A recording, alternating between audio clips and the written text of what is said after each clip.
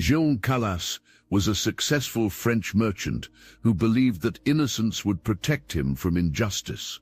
In 1762, this 68-year-old Protestant father was accused of murdering his own son to prevent him from converting to Catholicism.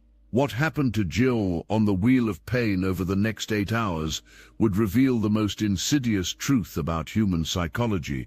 When people are systematically stripped of all power to resist, they don't just surrender their bodies, they surrender their souls. Jean's story isn't just about religious persecution or medieval torture. It's about how systematic powerlessness can break the human spirit so completely that victims will confess to crimes they didn't commit, betray principles they would have died for, and ultimately choose familiar suffering over uncertain freedom. This psychological destruction is happening right now in ways that make Jean's 8-hour ordeal look primitive. By the end of this video, you'll understand why Martin Seligman calls learned helplessness the foundation of depression and anxiety, and how Jean Calas's destruction reveals why so many people voluntarily remain in situations that are slowly destroying them. But first, let me tell you about the moment Jean realized that his 68 years of honest living meant absolutely nothing to the men who held his fate. Toulouse, France, October 1761. Jean Calas had spent his entire adult life building something precious in 18th-century France, a reputation for absolute integrity. As a Protestant cloth merchant in a predominantly Catholic city, Jean understood that his survival depended on being beyond reproach in all his business dealings. He was known throughout Toulouse as a man whose word was his bond, who had never cheated a customer or broken a promise.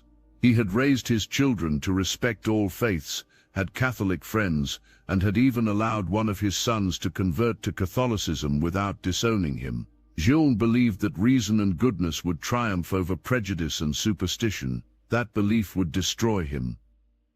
On the evening of October 13, 1761, Jean's eldest son Marc-Antoine was found dead in the family's shop, apparently having hanged himself.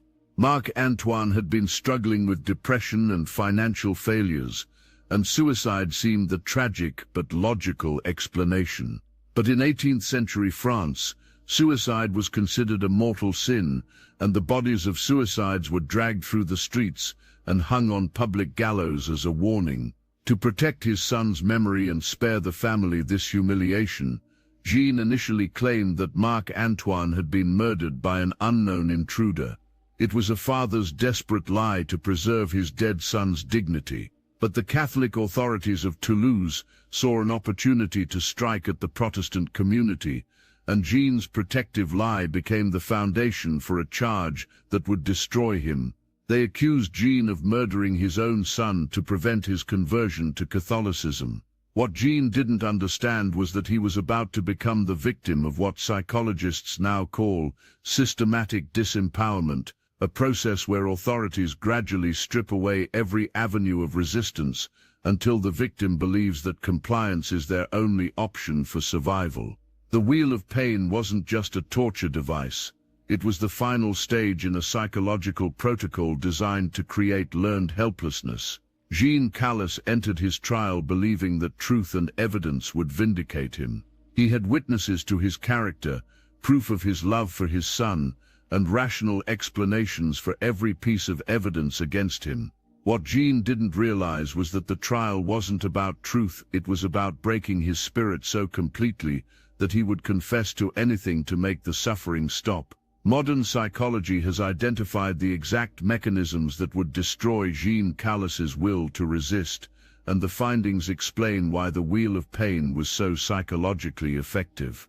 Martin Seligman's research on learned helplessness shows that when organisms are subjected to inescapable suffering, they eventually stop trying to escape even when escape becomes possible.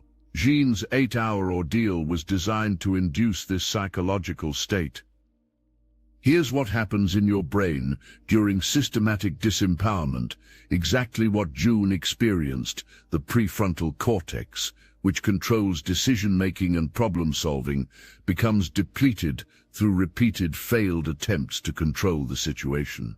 Meanwhile, the amygdala becomes hyperactivated, flooding the system with stress hormones that impair rational thinking. Eventually, the brain concludes that resistance is futile and shuts down the motivation to try.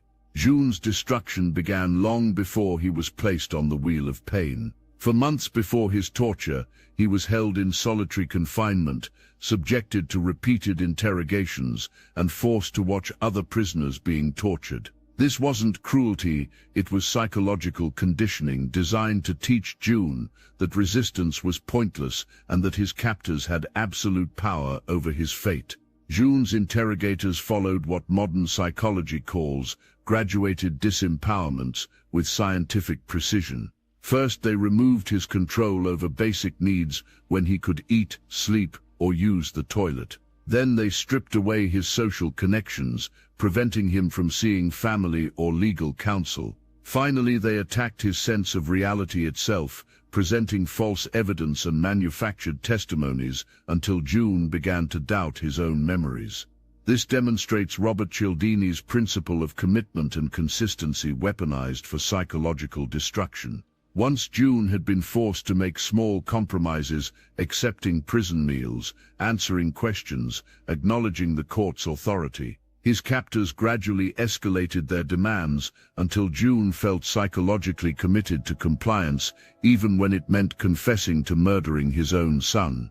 But Jean's case reveals something even more disturbing about systematic powerlessness. The same psychological mechanisms that broke his will are being used today to keep millions of people trapped in situations that are slowly destroying them. And most victims never realize what's happening. March 9, 1762, at 10 a.m., Jean Calas was brought into the torture chamber where the wheel of pain awaited him. Contemporary court records describe not just the physical mechanics of his torture, but the systematic psychological destruction that accompanied it. Jean's 8-hour ordeal would become a textbook example of how learned helplessness is artificially induced. Before Jean was even touched by the wheel, his torturers spent an hour describing exactly what would happen to him. They showed him the device, explained how his limbs would be stretched and broken, and detailed the hours of agony that awaited him if he continued to maintain his innocence. This wasn't sadism, it was what psychologists now call anticipatory helplessness conditioning. Jean's torture began with what his interrogators called ordinary questions, a relatively mild stretching on the wheel designed to test his psychological defenses.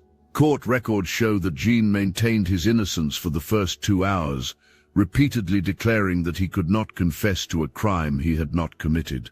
His torturers noted his stubborn adherence to his lies and prepared for the next stage.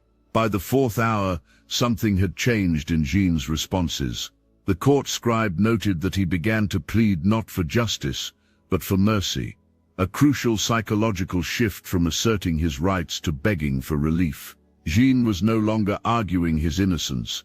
He was asking his torturers to believe him. The wheel of pain had begun to teach him that his captors, not truth or justice, held power over his suffering. Hour 6 marked Jean's psychological breaking point. Court records show him beginning to question his own memories, asking his torturers if they were certain he had committed the crime.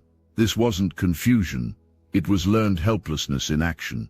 Jean's brain had concluded that resistance was causing more suffering than submission, and was beginning to rewrite his understanding of reality to match his captors' demands. In the 7th hour, Jean's torturers offered him a choice: confess to the murder and face a quick execution, or maintain his innocence and endure days more of torture. Jean, his spirit broken by systematic powerlessness, chose confession, not because he believed he was guilty, but because he had learned that compliance was the only way to reduce his suffering. The wheel of pain had taught him to prefer familiar agony to uncertain resistance. Jean Calas confessed to murdering his son to prevent his conversion to Catholicism, a crime that was psychologically impossible for him to have committed, given his character and religious tolerance. But Jean was no longer making decisions based on truth. He was making decisions based on learned helplessness. The wheel of pain had succeeded in its ultimate purpose, transforming an innocent man into his own executioner. Every principle that destroyed Jean Calas's will to resist can be found in modern systems of systematic disempowerment, but refined and amplified to create psychological wheels of pain that can break spirits without leaving physical marks. From toxic workplaces to abusive relationships to political oppression, Jean's learned helplessness protocol is being applied millions of times every day. Modern corporate environments often use Jean's destruction protocol with surgical precision. Employees are gradually stripped of autonomy through micromanagement, subjected to impossible deadlines that guarantee failure, and isolated from colleagues who might offer support. Like Jean, they learn that resistance leads to more suffering, so they accept increasingly unreasonable demands rather than risk retaliation. School systems accidentally replicate Jean's wheel of pain through zero-tolerance policies that punish students regardless of circumstances, standardized testing that guarantees some students will fail, and disciplinary procedures that strip away all student agency. Students learn that compliance is safer than creativity, submission easier than standing up for themselves. Abusive relationships follow Jean's systematic disempowerment exactly, gradually removing the victim's control over finances, social connections and decision-making, while convincing them that resistance will only make things worse. Like Jean, victims learn to choose familiar suffering over uncertain freedom because their captors have taught them that escape is impossible. Authoritarian governments master Jean's psychology by creating legal systems where citizens cannot win, only lose more slowly. Arbitrary laws, selective enforcement, and punishment for resistance teach populations that compliance is survival. Citizens learn to self-censor and submit rather than risk the modern equivalent of the wheel of pain. Social media platforms use Jean's learned helplessness protocol through algorithmic manipulation that makes users feel powerless to control their own attention and behavior. Users learn that resistance to addictive design is futile, that their data will be harvested regardless of their preferences, and that submission to surveillance is easier than fighting systems designed to defeat resistance. Financial systems often trap people in cycles of systematic powerlessness through predatory lending, gig economy exploitation, and debt structures designed to be inescapable. Like Jean, victims learn that resistance leads to worse consequences, so they accept increasing exploitation rather than risk total financial destruction. But modern wheels of pain have achieved something Jean's torturers couldn't imagine. They've made learned helplessness seem like personal choice. Victims blame themselves for their inability to escape, just as Jean eventually blamed himself for his son's death and his own suffering. Jean Calas died believing he was guilty of murdering his son, a psychological destruction so complete that it lasted until his final breath. But Jean's tragedy gave the world something invaluable, proof that systematic powerlessness can be artificially induced, which means it can also be recognized and resisted.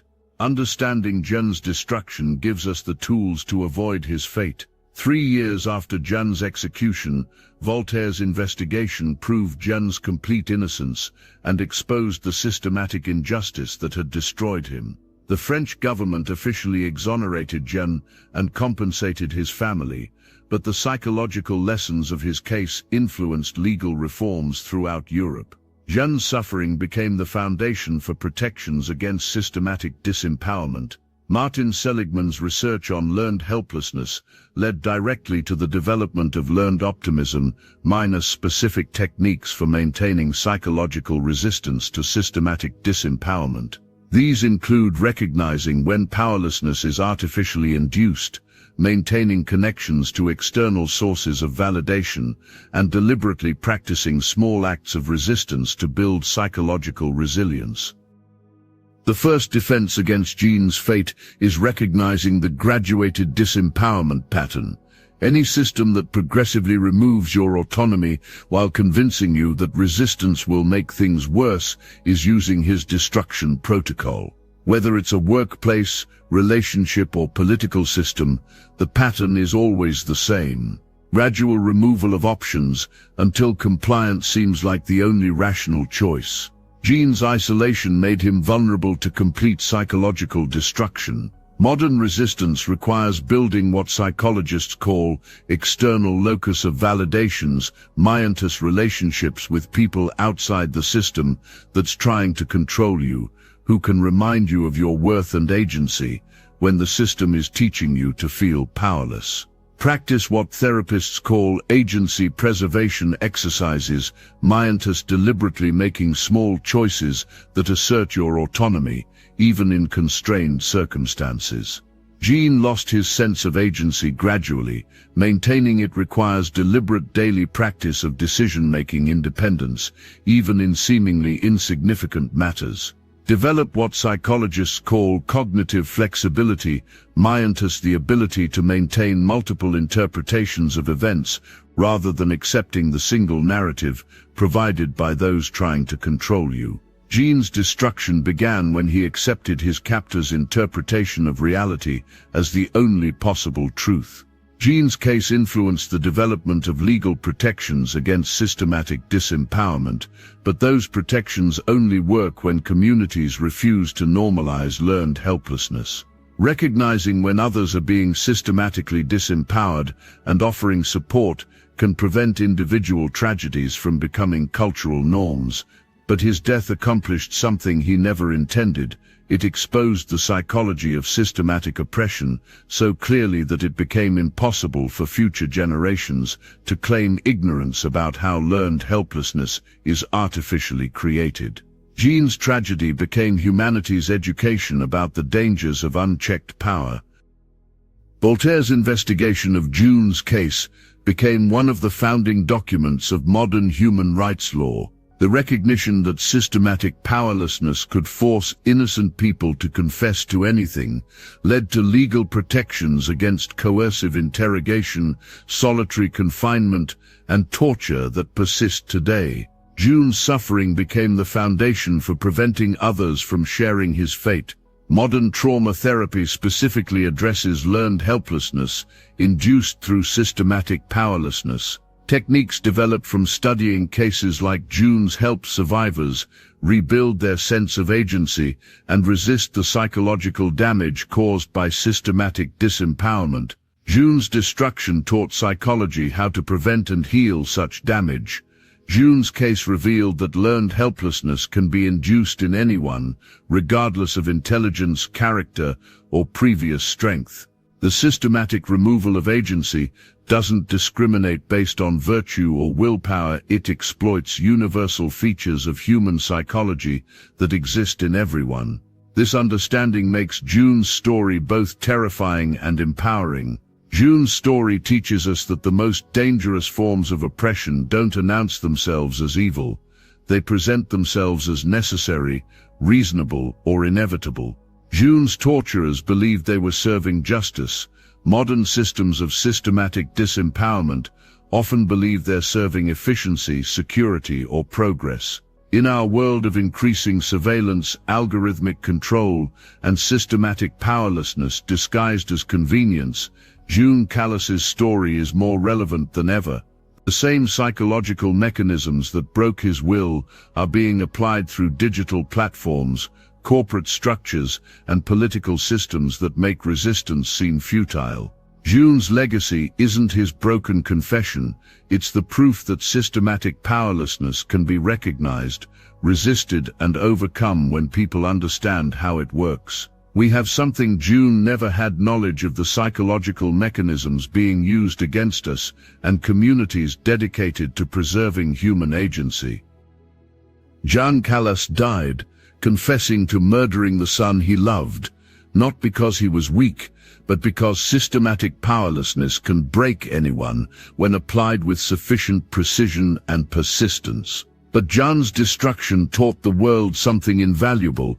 Learned helplessness is not a natural state, it's artificially induced, which means it can be recognized, resisted, and reversed. Robert Greene's 48 Laws warn us about power games, but Jean's story reveals the most dangerous power game of all, convincing people that resistance is futile and that their powerlessness is their own fault. The moment you accept that you have no choices, you've stepped onto Jean's wheel of pain.